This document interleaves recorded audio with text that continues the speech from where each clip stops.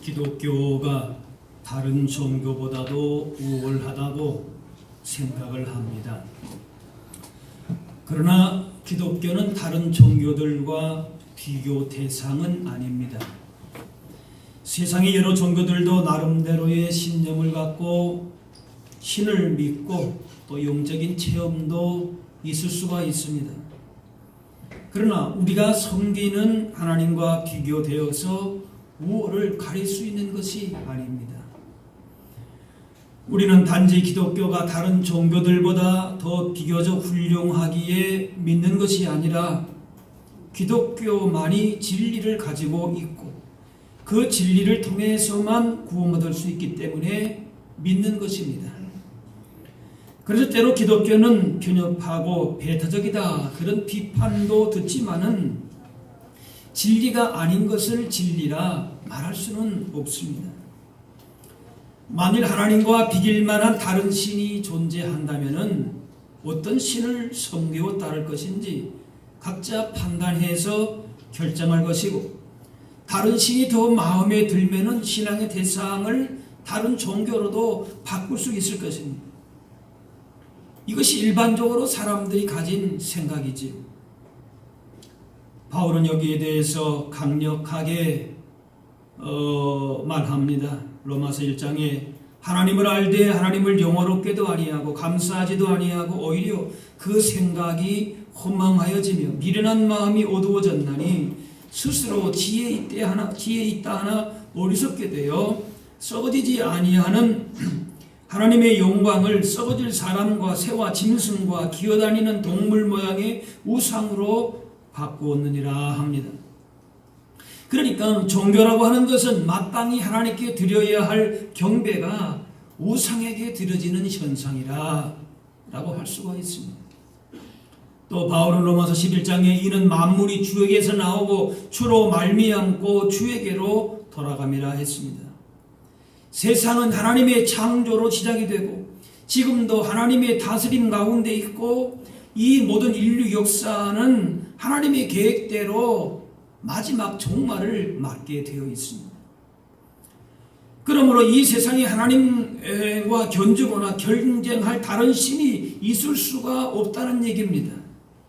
세상에 하나님 외에 다른 신이 없으므로 오직 하나님만 섬겨야 한다는 겁니다.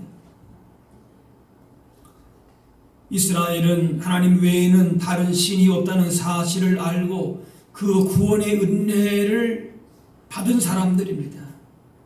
다른 민족들은 하나님을 알지 못하고 온갖 신들을 만들어 섬긴다 할지라도 적어도 이스라엘만큼은 그 받은 은혜대로 믿음대로 살아야 했습니다. 그런데 하나님이 참신이라고 하는 사실을 전해야 할 이스라엘이 헛된 우상을 섬기고 있습니다.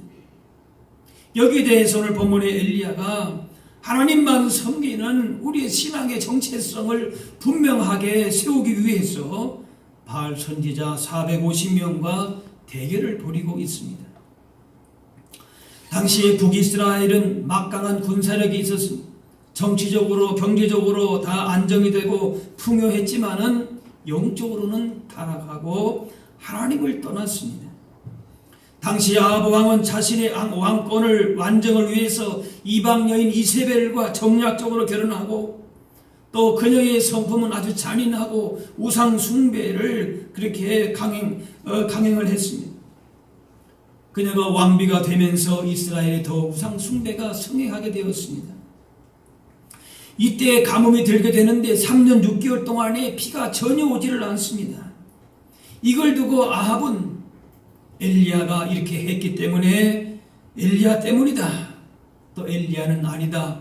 우상 숭배에 대한 하나님의 심판이다. 그래서 아합은 엘리야를 잡으려고 했고 또 엘리야는 바알 선지자 아세라 선지자와 대결을 신청을 했습니다. 그래서 어떤 신이 과연 이 땅 가운데에 우리에게 하늘에서 불을 내리고 우리의 그 제단 가운데에 임할 신이 누구인지를 한번 판결해보자, 가려보자 했습니다. 드디어 그 시합이 벌어지고 백성들이 보는 앞에서 바알 선지자들이 먼저 최선을 다해서 부르짖고 했지만은 응답이 오지를 않았습니다. 바알이 하나님의 아들이라는 사실이 분명하게 드러나게 됐습니다. 바알은 하나님이 아니고 아무것도 아니지. 존재 자체를 하지를 않습니다. 하나님이 바알보다 우월하기 때문에 섬기라고 하는 것이 아니라 유일하신 하나님이기 때문에 하나님만 섬기고 경배해야 하는 것입니다. 다른 것이 우리가 의지하고 바라고 기댈 것이 아무것도 없다는 얘기입니다. 우리가 온전히 의지하고 바라고 영원토록 우리의 인생의 주인 되시는 분은 하나님이신 줄로 믿습니다. 절대 신앙, 유일 신앙이죠. 이제 엘리야가 그 무너진 여호와의 제단을 다시 쌓도록 합니다. 30절 말씀 보니까 그가 무너진 여호와의 제단을 수축하되 그랬습니다. 제단이 무너져 있었다는 겁니다. 하나님께 드려야 할 예배와 제사가 중지가 됐습니다. 아합과 이세벨이 그렇게 이제 중지를 하려고 했겠죠. 그것이 하나님이 아니라 우리가 섬겨야 할 하나님은 바알이다 하고 그렇게 바알 제단을 곳곳에 쌓았습니다. 하나님의 백성은 하나님의 제단이 무너진 채로 살아갈 수가 없습니다. 제단이 세워져야 합니다. 제단이 예배가 바로 세워질 때에 하나님과 관계가 바르게 회복이 되고 이것이 우리의 정체성이고 복이 되는 겁니다. 다른 것이 아니라 먼저 따라합시다. 먼저 제단이 회복되어야 합니다. 예배가 회복된다 그 말이에요. 이것이 우리 믿는 자들의 정체성, 본질이 근거입니다. 복입니다. 노아 가족이 홍수가 끝난 다음에 방주에서 나왔을 때에 먼저 한 일이 바로 제단을 쌓는 일입니다. 아브라함도 믿음의 조상 아브라함도 가는 곳마다 제단을 쌓았습니다. 야곱이 가족과 부를 다시 되찾은 다음에 가나안으로 돌아왔습니다. 형 에서와의 대결을 피하기 위해서 하나님과의 만남을 가졌던 베델로 올라가야 하지만은 그것으로 올라가지를 않았습니다. 결국 그 야곱과 그의 가족에게 위기가 닥쳤습니다. 그때 하나님께서 말씀하십니다. 일어나 베델로 올라가서 하나님께 거기서 제단을 쌓아라. 야곱이 예배를 잃어버렸을 때에 그의 삶에 여러 가지 문제가 발생했습니다. 다시금 예배가 제단이 회복되어야 됐습니다. 그리고 무너진 제단이 다시 쌓아질 때에 그 가정의 문제가 해결되면서 하나님의 복이 그 가운데에 펼쳐지기를 시작을 했습니다. 하나님의 백성은 어떤 상황에서도 하나님께 제단을 쌓지 않고서는 살 수가 없습니다. 환경과 조건이 달라진다고 해서 섬기는 신이 달라질 수가 없습니다. 그래서 창세기 35장에 보면은 그렇게 얘기합니다. 우리가 일어나 베델로 올라가자. 내가 환난 날에 내게 응답하시며 내가 가는 길에서 나와 함께 하신 하나님께 내가 거기서 따라합시다. 제단을 쌓으려 하노라. 네. 베델에서 거기서 소원하고 약속하고 그렇게 했는데 그만 그거 다 이제 가족과 모든 걸 다 이제 안정이 된 다음에 그걸 예배 장소 제단을 잊어버렸다 그 말이에요. 그러면서 우리가 다시 베델로 제단으로 나가야 되겠다. 그 제단을 다시 쌓아야 되겠다. 그것이 야곱의 고백입니다. 하나님께 제단 쌓는 하나님을 온전히 예배하는 삶은 어떤 환경 속에서도 지속이 되어야 됩니다. 야곱처럼 이런 여러 가지 풍파 속에서도 제단 쌓는 일이 소홀해지고 이되기도 하지만은 어떤 상황 속에서도 예배를 소홀히 여기지 말아야 합니다. 예배를 가볍게 여기지 말아야 합니다. 문제를 이길 힘도 예배를 회복하는 데 있습니다. 하나님께 드리는 헌신과 말씀에 순종하는 삶으로 다시 제단을 쌓아야 합니다. 그것이 우리가 살 길입니다. 가야 할 길입니다. 이제 엘리야는 여호와가 하나님 되심을 제단을 쌓음으로 나타납니다. 어떻게 쌓게 되는가 하면 돌 12개로 제단을 쌓습니다. 이것은 12지파를 상징하는 것입니다. 이스라엘의 뿌리와 정체성을 회복하고자 하는 상징입니다. 그 예배 가운데에 우리 신앙의 정체성이 나타나는 겁니다. 내가 어떤 존재인가? 내가 어디서 와서 지금 내가 어떤 상태에 있고 내가 앞으로 어디로 향해 나갈 것인가라고 하는 내 신앙의 뿌리와 근간을 바르게 세워서 예배하는 겁니다. 그리고 제단에 송아지를 잡아서 나무 위에 제물을 올려놓습니다. 그리고 그 위에다가 물 4통을 제물 위에 붓는데 그렇게 하기를 3번이나 합니다. 그러니까 총 몇 통입니까? 물 12통을 부은 겁니다. 그 나무에 불을 붙이려고 해도 붙지를 않지요. 하늘에서 내려온 불이 아니고서는 그 도랑이나 모든 것 다 물이 다 젖었기 때문에 그 태울 수가 없는 겁니다. 예배를 통하여 하늘의 복과 하늘의 기적을, 하늘의 능력을 경험하게 되는 것이 우리의 예배인 줄로 믿습니다. 우리의 신앙의 정체성이 예배를 통하여서 분명하게 세워지고 하늘의 능력이 임하는 예배 가운데에 우리의 살 길이 있다는 얘기입니다. 3년 반 동안에 비 한 방울 내리지 않아서 온 땅이 말라가는데 물 12통을 갖다 부었습니다. 극심한 가뭄에서 이 물 12통은 상당히 귀한 물입니다. 많은 생명을 살릴 수 있는 물이기 때문에 어떻게 그렇게 귀한 물을 낭비하느냐, 그렇게 할 수도 있었겠지만은 그러나 그것이 귀한 제물이 되었습니다. 마리아가 향유를 예수님 발 앞에 부었을 때에 가룟 유다는 그 비싼 향유를 가난한 사람들에게 가서 구제할 수 있는데 왜 그렇게 낭비하느냐, 그렇게 나무랐습니다. 하지만은 세상죄를 지고 가는 예수님의 죽음을 준비한 아름다운 헌신이 되었습니다. 고향용어로 예배한다라고 하는 것은 짐승을 죽여서 희생 제물로 드리는 겁니다. 따라합시다. 예배는 희생이 있어야 합니다. 네.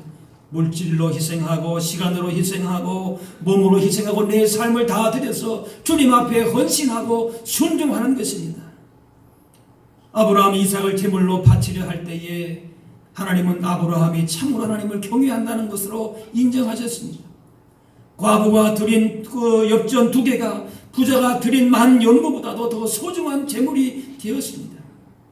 자신에게 귀하고 소중한 것이, 그 제물을 드리는 것이 바로 예배인 것입니다. 온 마음으로 내 삶을 다해서 내 생명을 주님 앞에 드린다는 그런 마음으로 감사와 감격을 가지고 예배의 자리로 나와야 할 줄로 믿습니다. 밀가루 한 줌밖에 없는 사르바 가부에게 엘리야는 빵을 만들어 오라 했습니다. 사르바 가부가 죽기 전에 먹으려고 했던 마지막 음식이었습니다. 그것을 드린 겁니다. 엘리야가 부은 12통의 물은 이스라엘 민족의 목숨을 상징하는 제물이었습니다. 그런데 목숨과도 같은 물 12통을 제단에 붓는 것은 하나님을 향한 전적인 믿음과 헌신에 따른 행동이었습니다. 우리의 모든 행동은 믿음에 따르는 것입니다. 행동을 보면 그 사람의 믿음을 볼 수가 있습니다. 3년 반 동안에 비 한 방울 내리지 않는 상황에서 비가 쏟아질 것이라고 하는, 그렇게 믿는 것은 대단한 모험입니다. 그러나 그 믿음이 행동으로 나타났다는 겁니다. 여기서 불이 내리지 아니하면은, 비가 내리지 않으면은 어떤 상황이 올지를 모릅니다. 마지막 남은 그 물마저 다 쏟아 부었는데 어떻게 되란 말입니까? 이렇게 했던 850명의 그 이방 선지자들 향해서 어떻게 감당이 되겠습니까? 그런데 하나님을 향한 제단 예배가 회복되었음을 분명하게 믿고 확신 가운데에 엘리야는 그렇게 그 믿음을 따라서 행동한 것입니다. 그래서 엘리야가 기도합니다. 아브라함과 이삭과 이스라엘의 하나님 여호와여, 내가 주의 종인 것과 내가 주의 말씀대로 이 모든 일을 행하는 것을 오늘 알게 하옵소서. 아브라함, 이삭, 이스라엘 하나님 여호와라. 이 말씀은 이스라엘 백성과 언약을 맺으신 하나님이라, 그런 뜻입니다. 그 핵심적인 언약의 내용이 뭔가 하면은 다른 거 아닙니다. 세상에 우리가 섬기고 헌신하고 의지해야 될 분은 오직 하나님이시다. 오직 하나님 그 한 분이기 때문에 이스라엘 하나님의 백성들은 하나님 외에 그 누구도 섬겨서는 안 된다라고 하는 그들의 신앙 정체성을 말씀하는 겁니다. 하나님께 100% 순종과 섬김을 요구하시는 겁니다. 결국 엘리야의 이런 정적인 순종의 행동으로 그의 믿음을 보임으로 무너진 제단이 수축되는 것을 보게 됩니다. 이스라엘이 왕비가 되어서 아합 왕을 꾀고 하나님의 선지자를 죽이고 백성들로 하여금 바알을 섬기게 했습니다. 그래서 백성들은 바알을 섬겨야 될 것도 같고 또 그렇다니 마음이 편치 않아서 하나님을 섬겨야 될 것 같은 어정쩡하게 양다리를 걸친 그런 상황이 되었습니다. 그들이 하나님을 섬기지 않는다 그렇게 한 것도 아닙니다. 그런데 문제는 하나님을 섬길 것인지 바알을 섬길 것인지 결단하지 못하고 어정쩡한 상태에 있었다는 겁니다. 여호와도 섬기고 바알도 섬기는 이유가 무엇입니까? 둘 다 자기들에게 복을 줄 것이다 그렇게 생각한 것입니다. 이스라엘 백성들이 출애굽하는 과정 속에서 그들이 경험한 하나님은 전쟁에 능한 신이었습니다. 바로의 군대를 홍해에 수장을 시켰습니다. 그리고 무기 한 번 쓰지 않고 거대한 여리고성을 무너뜨렸습니다. 하나님이 어떤 분이신가를 그들이 분명히 알고 있습니다. 그걸 기억하지를 못하지는 않지요. 가나안 정복할 때도 하나님 섬기는 것이 얼마나 큰 유익이었는지 모릅니다. 그래서 이스라엘 백성들이 마지막 망할 때까지 하나님 버렸다 그런 얘기는 없습니다. 제사도 하고요, 절기도 지키고 다 했습니다. 그런데 이스라엘 백성들이 가나안 땅에 정착해서 와보니까 환경이 바뀌어 있습니다. 농경사회에 적응해야 했습니다. 광야에서 살던 사람들이, 노예로 살던 사람들이 자신들이 직접 뭔가를 일구어 나가면서 그 새로운 환경 속에서 적응을 해야 되는 겁니다. 그래서 농경사회의 풍요와 번영을 상징하는 그 바알을 섬겨야 할 것 같았습니다. 구원은 하나님께로부터 받았지만은 그들의 생활의 풍요는 바알에게서 받으면 어떨까 하는 이중적인 마음이 생긴 겁니다. 하나님을 믿는 신앙과 내 믿음은 있지만은 그건 그대로 있고 또 내 삶은 뭔가 하면은 내 삶은 따로, 신앙 따로, 내 삶이 생활이 따로 이중적인 것이 되어 마는 것이죠. 아합이나 이세벨이 억지로 바알 섬기게 한 것이 바알 숭배의 주요 원인이 아닙니다. 가나안에 잘 정착해서 적응하기 위해서 바알을 따르는 것도 어쩔 수 없지 않느냐. 그것도 지혜로운 선택이 될 수 있다고 이렇게 판단했을 수도 있다는 얘기입니다. 그렇다고 하나님을 버린 것도 아닙니다. 하지만 이런 이중적인 마음과 삶의 태도는 이스라엘을 가나안 땅에 부르신 하나님의 목적과 그들의 정체성을 잃어버린 것이 되었습니다. 이스라엘 백성을 애굽에서 불러내신 목적은 하나님을 온전히 섬기고 예배하기 위해서입니다. 그래서 모세에게 애굽의 바로가 왜 나가려고 하느냐 그렇게 물었을 때에 모세가 단지 고향이 그리워서 또 가나안에서의 적과 꿀이 흐르는 부와 명성을 얻고 고향에 묻히고 싶어서가 아니라 무엇입니까? 하나님께 예배하기 원한다는 겁니다. 내 백성을 보내라 그러면 그들이 광야에서 나를 섬길 것입니다.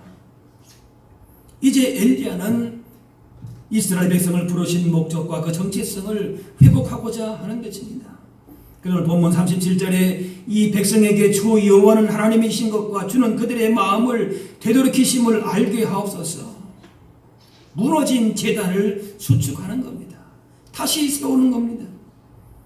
엘리야의 기도에 하나님이 응답하셨습니다. 하늘에서 불이 내려와서 번제물과 모든 걸 다 태우고 토랑의 물도 마르게 했습니다. 모든 문제가 예배 가운데에 하늘에서 불이 내려오는 것으로 다 해결이 된 것입니다. 우리 인생의, 내 영혼의, 우리 공동체의 근본적인 해결은 하나님의 예배 가운데 역사하시고 임하실 때에 하나님의 응답이 우리 가운데에 오게 되는 줄로 믿습니다. 우리에게 필요한 것이 바로 이것입니다. 무너진 우리의 예배 제단이 수축이 되고 하나님의 살아계심을 확인하는 그 순간에 우리 인생의 그 어떤 문제도 다 사라지게 될 줄로 믿습니다. 하늘에서 불이 내려오는 것을 본 백성들이 외칩니다. 여호와 그는 하나님이시로다. 여호와 그는 하나님이시로다. 무슨 말입니까? 우리가 전적으로 믿고 따르고 순종하고 헌신하고 우리의 생명을 다해서 따라야 할 분은 다른 것이 아니라 세상의 그 어떤 것이 아니라 하나님 한 분이시다. 그런 고백입니다. 무너진 제단이 수축되면서 하나님의 능력과 임재하심을 체험하게 될 때에 확신 있게 고백합니다. 더 이상 여호와와 바알 사이에 머뭇거릴 이유가 없습니다. 바알은 아무것도 아니라는 것을 알았습니다. 이제 남은 일은 바알의 잔재를 청산하고 하나님을 바르게 섬기는 것입니다. 그래서 바알 선지자들을 다 죽입니다. 잔재를 청산하지 못하면 언젠가 다시 바알을 섬기게 될 것이기 때문에 그렇습니다. 하나님을 온전히 섬기며 살기 위해서 죄의 잔재는 단호하게 끊어야 합니다.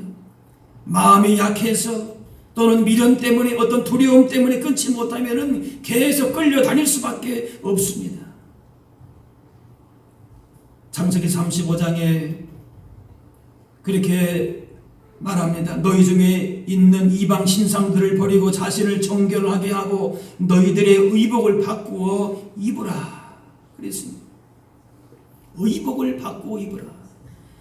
이제 야곱과 그 가족들이 베델로 예배하러 갈 때에 그냥 이렇게 몸만 가는 것이 아니라 그들이 걸치고 있었던 세상적인 모든 그 헛된 것들을 다 벗어버리고 거룩한 옷으로 하나님 앞에 예배함으로 나아가라 그 말입니다. 의복은 사람의 신분과 삶의 모습을 드러냅니다. 우리가 성도로서 세상의 기준과 가치관을 따라 사는 것은 우리에게 맞지 않는 옷입니다. 성령님의 인도하심을 따라서 하나님의 말씀대로 예수 그리스도의 의의 옷이 우리에게 잘 맞는 옷이 되어야 될 줄로 믿습니다. 우리가 지금 무엇을 걸치고 무엇을 입고 하나님 앞에 예배하러 나옵니까? 시편 29편에 거룩한 옷을 입고 여호와께 예배할지어다. 한번 따라할까요? 거룩한 옷을 입고 여호와께 예배할지어다. 하나님보다 더 사랑하고 헛되고 거짓된 우상은 과감하게 버리고 하나님을 온전히 섬기는 거룩한 옷을 입고 예배자로 나와 무너진 제단을 다시 한번 수축할 수 있는 우리 모두가 될 수 있기를 바랍니다. 하나님은 우리의 삶에서 합당한 예배를 받고 계십니까? 하나님을 향한 예배 제단이 바르게 수축되어 있습니까? 혹 무너져 있지는 않습니까? 마땅히 하나님께 드려야 될 우리의 예배의 대상에 세상의 헛된 신이 자리하고 있지는 않습니까? 하나님을 섬기는 것이 이익이 되겠다 싶으면 하나님을 섬기다가 바알을 세상을 섬기는 것이 이익이 되겠다 싶으면 바알을 섬기는 두 마음을 품는 모습으로서는 바른 예배자가 될 수가 없습니다. 하나님께 드려져야 할 제단이 다른 세상의 우상 제단으로 사용되지 말아야 할 것입니다. 두 마음을 품으면서 하나님과 바알 사이에서 우왕좌왕하는 것이 이스라엘 백성들만의 문제가 아닙니다. 오늘 우리에게도 발견될 수 있습니다. 교회에서 하나님을 경배하고 찬양하지만 내 일상에서는 하나님을 주인으로 모시는 것이 아니라 세상의 우상들이 삶을 지배하고 있다면 우리의 제단은 지금 무너져 있는 겁니다. 다시금 예배의 제단을 쌓아야 되는 것입니다. 예배는 하지만 중심을 들이지 못하는 예배, 몸은 교회 안에 있지만 마음은 딴 데 있는 예배도 무너진 제단입니다. 무너진 예배의 제단이 회복이 되어야 그것이 우리의 살 길이 되는 것이고 그것이 우리의 삶의 정체성이 되는 것이고 그것이 바로 우리의 복이 될 줄로 믿습니다. 따라합시다. 하나님을 가까이 함이 하나님을 예배함이 우리의 살 길입니다. 복입니다. 12돌을 쌓고 물 12통을 붓는 온전한 순종과 헌신이 있어야 합니다. 그냥 안 믿자니 꺼림칙하고 제대로 믿자니 부담스러운 모습은 믿는 것 같지만 확신이 없는 하나님이 인생의 주인이 아닌 여전히 자기 중심적인 모습입니다. 하나님이 그 제단 가운데에 우리의 예배를 받으시는 모습이 아닙니다. 세상의 바알이, 세상의 신이, 세상의 가치관이 우리의 성공을 받고 있는 것입니다.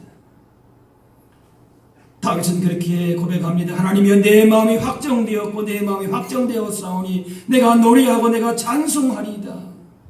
내 마음이 오직 하나님만을 향해서 지금 확정되었고 더 이상 환경과 조건이 흔들리지 아니하고 내 마음의 예배 제단은 오직 하나님께 있습니다. 그렇게 여러분의 마음을 하나님께만 확정할 수 있게 되기를 바랍니다. 하나님과 세상 가운데 머뭇거리지 말고 확신을 가지고 사는 인생을 하나님께서 반드시 책임져 주십니다. 오늘 말씀처럼 갈멜산에서 불로 역사진 것 같이 우리의 삶에 역사하여 주실 줄로 믿습니다. 하늘의 은총을 받아야 하늘의 불을 받아야 돼요. 하나님의 말씀 가운데에 우리 인생이 진정으로 복 있는 인생이 되는 것입니다. 모압과 암몬 연합군의 전쟁의 위기 앞에서 여호사밧 왕은 흔들리지 않고 하나님 앞에 섰습니다. 모두 다 금식하고 회개하고 예배했습니다. 재물과 무기와 사람을 내려놓고 전적으로 하나님만 바라보면서 예배하며 찬송하며 바라보며 나아간 것이 그들의 힘이었다 말씀합니다. 내가 정작 힘을 삼고 의지하고 나를 도와줄 분이 누구입니까? 헛된 것에 가서 거기서 우리가 제단을 쌓고 예배하고 있습니까? 섬기고 있습니까? 헛된 주인을 모시고 있습니까? 과감하게 거기에서 우물쭈물 하지 말고 예배의 제단을 하나님께 다르게 수축할 수 있게 되시기를 바랍니다.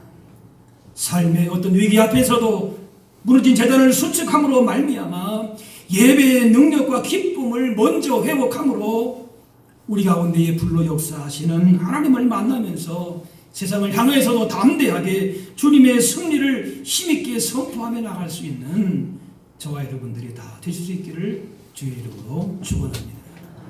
기도하겠습니다.